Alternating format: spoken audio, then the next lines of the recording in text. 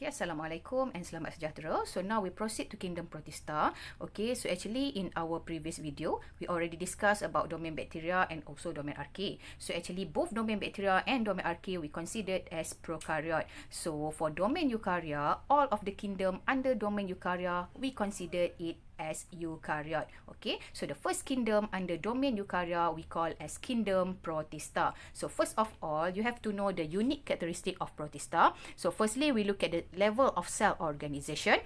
Okay, so the level of cell organization for kingdom Protista is eukaryote. Okay, next we look at the types of organism. Okay, so for kingdom Protista, most are unicellular. So what is the meaning of unicellular? It will consist of only one cell or single cell. But there is also Protista which is multicellular. Okay, but most Protista are unicellular. Okay, and then based on the mode of nutrition, so for the organism under kingdom Protista, okay, some are photoautotroph. Photoautotroph means it can synthesize their own organic compound, okay, by the process of photosynthesis. Okay, and then some are heterotroph. Heterotroph means it will obtain the organic compound from the other organism.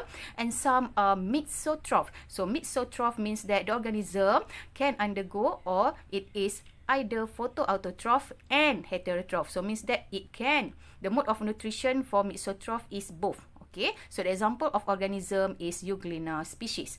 Okay, and then the habitat for kingdom Protista, most live in water and some in soil. Okay, so now we look at the classification of Protista. So actually, Protista will be classified into two. The first one we call as algae. Second, protozoa. So algae is we call as plant-like protists, while protozoa is animal-like. Okay, so we look one by one. First, we look at the algae. So we look at the unique characteristic of algae. So what is algae?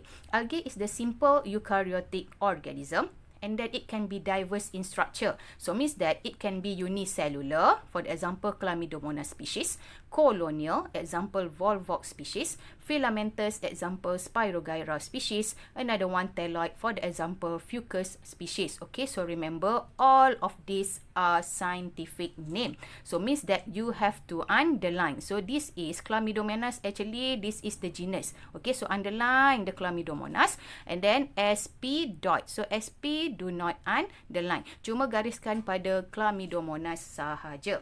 Okay, and then next characteristic is algae is plant-like. So actually what is the meaning of plant-like? Okay,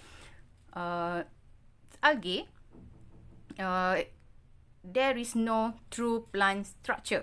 Okay, so apa maksud true plant structure? So means that there is no true root, stem and leaf. Okay, but why we call algae as plant-like? Because in algae it has chloroplast. So when it has chloroplast, so it can undergo photosynthesis. Tapi kita tak boleh consider algae as plante, okay, as plant, because of what? It does not have true plant structure. So what is true plant structure? Means that algae does not have true root, stem and leaf. So that's why kita just panggil algae sebagai plant-like sahaja. Okay, and then next algae is photoautotrophs. Okay, so remember what is the meaning of a photoautotroph? So means that algae can synthesize their own organic compound by the process of photosynthesis.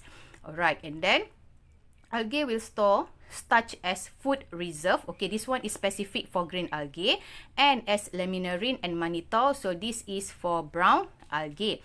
And the cell wall of green algae contain cellulose. Okay, and then the habitat for algae mostly aquatic. Okay, and then it can reproduce both asexually and also sexually. Okay, so now we look at the protozoa.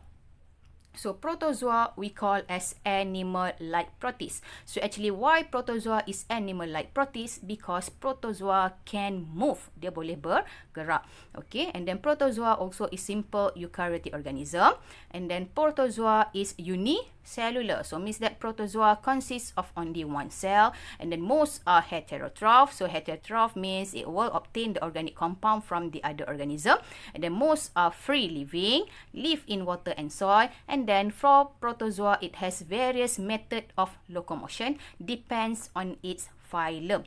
Okay, and then mainly produce asexually, but some can reproduce sexually. Alright, so now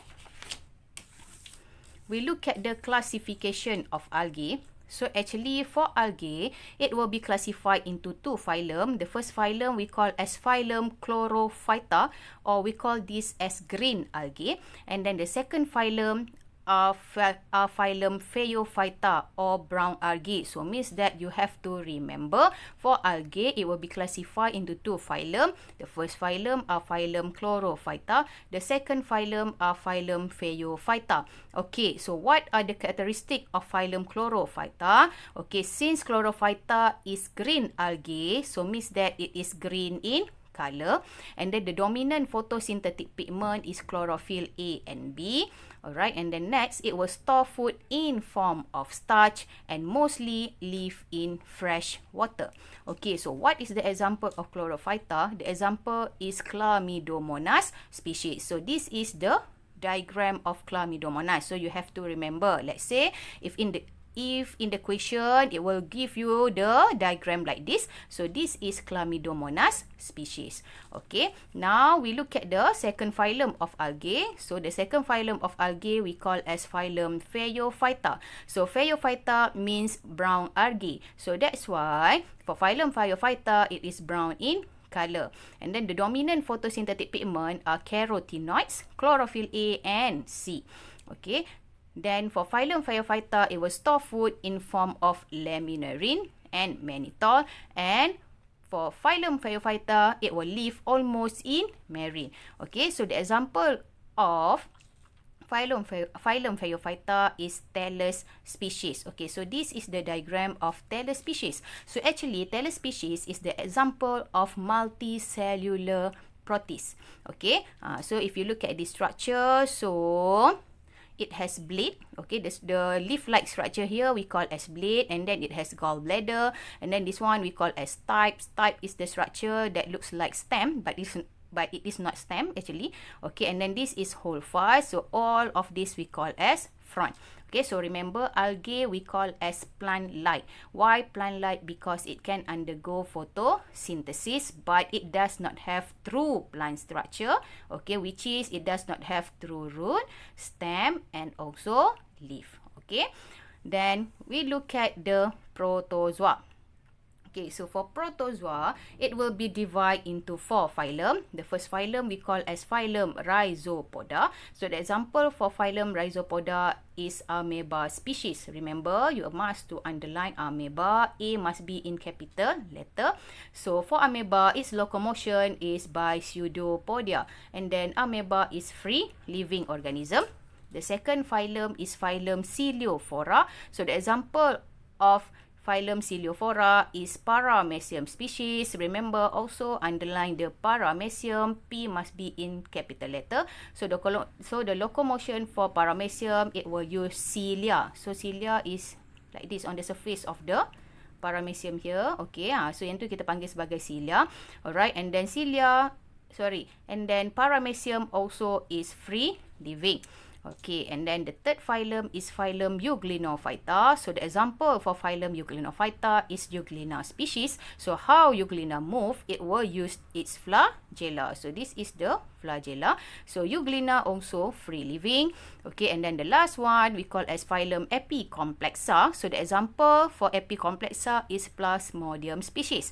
Okay, so for Plasmodium species, it is non-motile. Non-motile means dia tak boleh bergerak.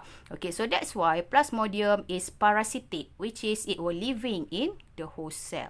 Okay, so the last one for kingdom Protista, you have to know the importance of Protista.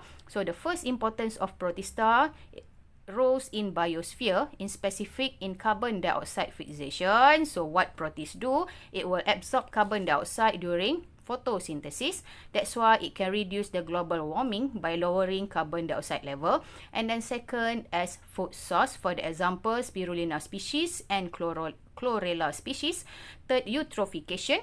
Okay, which is the rapid growth of algae due to excessive nutrients. And then number 4, blooms of dinoflagellates responsible for reptiles. Another one, human health. Okay, which is this is for Plasmodium species. Okay, so Plasmodium species actually it is agent for malaria. Okay, which is the Plasmodium species can live in both mosquito and also human. Okay, so this is for kingdom Protista.